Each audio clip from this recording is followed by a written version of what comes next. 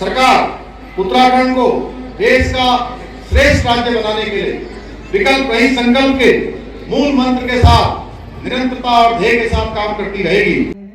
राज्य स्थापना दिवस के मौके पर मुख्यमंत्री पुष्कर सिंह धामी और उनकी सरकार ने ऐसे ही कई सपने दिखाए, दावे किए और पूरे कार्यक्रम के दौरान धामी सिर्फ अपनी ही सरकार की तारीफें करते रहे।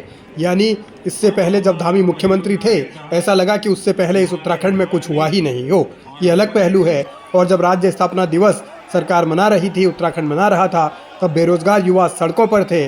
बेरोजगार युवा अपनी मांगों को लेकर आंदोलित थे। पुलिस उन्हें लाठी के दम पर रोकने की कोशिश कर रही थी।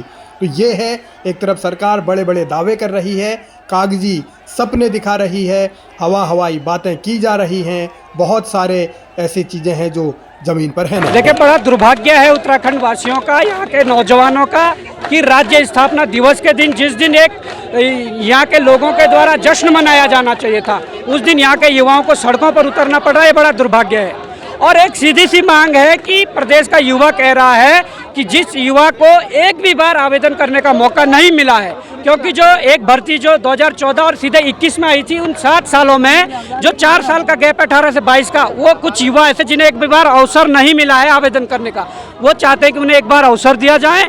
और हमारी मातृशक्ति, हमारी बहन बेटियाँ चाहती है कि आरटीआई के माध्यम से जो आंकड़े आए हैं, 4000 पद खाली है, उन 4000 पदों में से 400-500 पद हमारी महिला शक्ति को दिया जाए, जिससे कि भाजपा सरकार का एक नारा जो बड़ा प्रसिद्ध है कि बेटी बचाओ बेटी पढ़ाओ, उसके लिए जो ये नारा है वो भी बना रहे। अगर महिला शक्ति को आप 400-500 पद दे देते हैं तो कोई बड़ी बात नहीं है।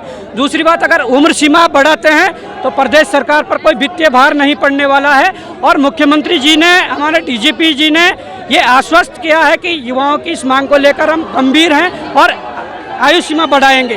तो कल आवेदन शुरू हो चुके हैं। मैं चाहता हूं कि आज युवाओं को ये गिफ्ट के तौर पर राज्य स्थापना दिवस पर दिया जाए कि आयु सीमा बढ़ाई गई है, महिला शक्ति के लिए कुछ पद लाए गए हैं।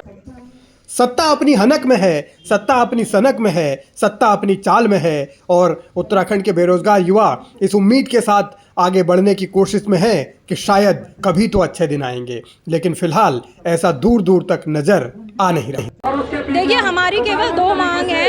एक तो हमें आयु सीमा बढ़ाइए, और जो यहाँ पे महिला रिजर्वेशन की बात कर रहे थे, महिलाओं की सीट इसमें हम बढ़ाने की बात करते हैं। और इससे पहले हम इसके लिए हमारा 5 जनों का डेलीगेशन जो है सचिवालय जाके मिल चुका था, मुख्यमंत्री के जो पीआरओ है उनसे मिल चुका था। उन्होंने आश्वस्त किया था कि 1 महीने के अंदर ये कर देंगे। इसके अलावा बड़ी शर्म की बात है कि आज 9 नवंबर के दिन प्रदेश की माँ बहनों को, प्रदेश की बेटियों को, प्रदेश के पुरुषों को जगह जगह डंडे के बल में डंडों दिखाकर जो है उनको इस रैली में आने से रोका जा रहा है। हमें कई सूचना मिली है, कोचिंग में जाकर पुलिस उनको जो है यहाँ पर रोक रही है। रोडवेज की बसों में जो है पुलिस वाले जा रखे हैं और वहाँ पर जो है उनको डंडों के बलों से वापस उनके जिलों पर भेजा जा रहा है। तो वह बड़ी शर्म की बात है कि आप इस हरकत को आज राज्य गठन के दिन कैसे कर सकते हैं।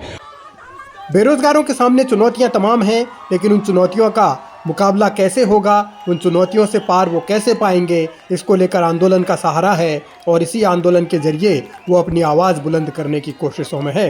लेकिन सरकार को लगता है कि सब कुछ अच्छा हो रहा है। धामी अपने कार्यकाल में की गई भर्तियों का गुणगान कर रहे हैं।